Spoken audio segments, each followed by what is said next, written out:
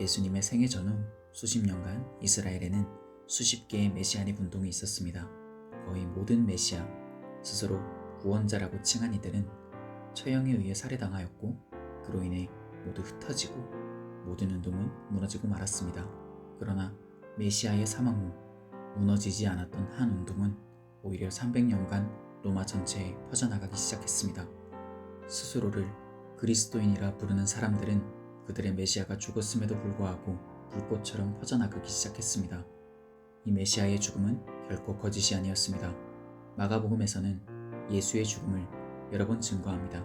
로마의 백부장은 예수의 죽음을 직접 확인하였고 바리새인 요셉은 직접 예수를 돌 무덤에 묻어두었으며 막달라 마리아와 요셉의 어머니 마리아는 예수의 매장의 추가 증인으로 인용됩니다. 지금 우리들의 생각처럼 부활은 당시의 제자들에게도 믿을 수 없는 것이었습니다. 그들에게 있어서 부활은 있을 수 없는 것이었습니다. 그들의 세계관에서는 내세는 육체로부터 해방되는 영혼의 부활이었습니다. 즉, 물질적인 세계에서 육체를 입고 부활하는 것은 생각할 수 없었고, 당시 그들의 세계가 미래의 어느 순간 새로워졌을 때 부활은 믿었지만 죽은 자가 다시 일어나는 개념은 생각하지 못했습니다. 따라서 예수님 시대의 사람들은 지금의 우리보다도 더욱 부활에 대해서 믿을 수 없었습니다.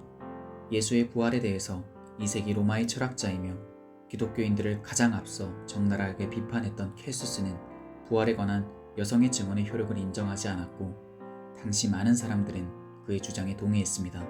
많은 분들이 아시다시피 당시 여성들의 증언은 사회적 소외자인 탓에 수용될 수 없었습니다.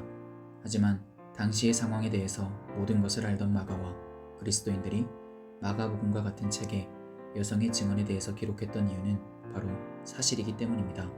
여성의 증언이 효력이 없을 것을 알고 있음에도 불구하고 기록할 이유는 오직 그것이 사실이었기 때문입니다. 또한 부활하신 예수님은 육체가 분명히 있었으며 영혼만이 있는 상태가 아니었습니다.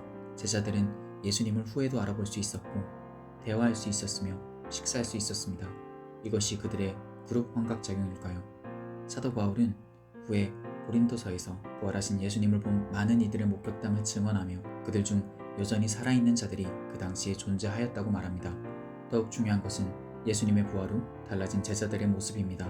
그들은 예수님을 3번이나 부인할 정도로 의심이 많았고 비겁한 이들이었습니다.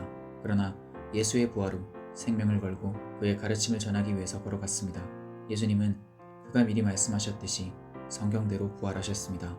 우리에 대한 모든 죄값을 치르시고 우리가 부활절로 지키는 일요일, 죽음에서 자유롭게 걸어가셨습니다. 이것이 바로 부활은 사실이며 부활이 기독교의 소망이 되는 이유이며 예수 그리스도의 부활을 기념하고 기억하는 이유입니다. 우리의 가장 힘들고 괴로운 기억은 예수 그리스도의 부활을 통해 영원한 기쁨이 되었고 또 될 것이며 우리가 견디고 있는 모든 상처를 넘어서는 하나님의 영광을 누리게 될 것입니다. 따라서 그리스도의 부활과 새로워진 세상에서 우리는 끝없이 아름다운 영광의 은혜로 춤추며 살아가야 할 것입니다.